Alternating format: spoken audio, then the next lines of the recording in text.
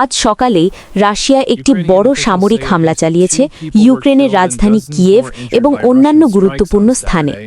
Russian বাহিনীর পরিচালিত drone ও ক্ষেপণাস্ত্র আক্রমণে শহরের বিভিন্ন অংশে বিস্ফোরণ ও ভাঙচুরের ঘটনা ঘটেছে, যার ফলে নাগরিক জীবন ও অবকাঠামোতে উল্লেখযোগ্য ক্ষতি হয়েছে। এই ঘটনার দূর প্রসারী প্রেক্ষাপট রয়েছে, কারণ ঠিক এই সময়ই ইউক্রেনের প্রেসিডেন্ট ভলোদিমির জেলেনস্কি যুক্তরাষ্ট্রের মিয়ারে লাগোতে পৌঁছেছেন, যেখানে তিনি আমেরিকান প্রেসিডেন্ট ডোনাল্ড ট্রাম্পের সঙ্গে একটি গুরুত্বপূর্ণ শান্তি আলোচনার অংশ নিচ্ছেন। বিশেষজ্ঞরা উল্লেখ করছেন, রাশিয়া সম্ভবত শান্তি আলোচনার আগে নিজের সামরিক উপস্থিতি ও চাপ দেখাতে এই হামলা চালিয়েছে।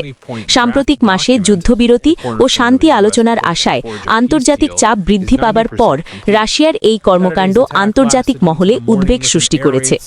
জেলেনস্কি ও ট্রাম্পের বৈঠকটি ইউক্রেন রাশিয়ার দীর্ঘমেয়াদী সংঘাতের সমাধান খুঁজে পাবার লক্ষ্যে অনুষ্ঠিত হচ্ছে। দুই নেতা ইতোমধ্যেই হালকা অগ্রগতির ইঙ্গিত দিয়েছেন এবং ভবিষ্যতে একটি সমন্বিত শান্তি প্রস্তাব তৈরি করার পরিকল্পনা ঘোষণা করেছেন। ট্রাম্প বৈঠকের পর সাংবাদিকদের বলেছেন, আলোচনাগুলো গঠনমূলক ও প্রতিশ্রুতিশীল এবং দুই পক্ষই যুদ্ধের স্থায়ী সমাধানে কাজ করছে। তবে তিনি সতর্ক করে দিয়েছেন যে বহু জটিল বিষয় এখনও মুলতুবি রয়েছে এবং সবকিছু চূড়ান্ত নয়। বিশ্বের বিভিন্ন দেশ এই হামলার নিন্দা করেছে এবং মনে করছেন এটি শান্তি প্রক্রিয়াকে ব্যাহত করার প্রচেষ্টা।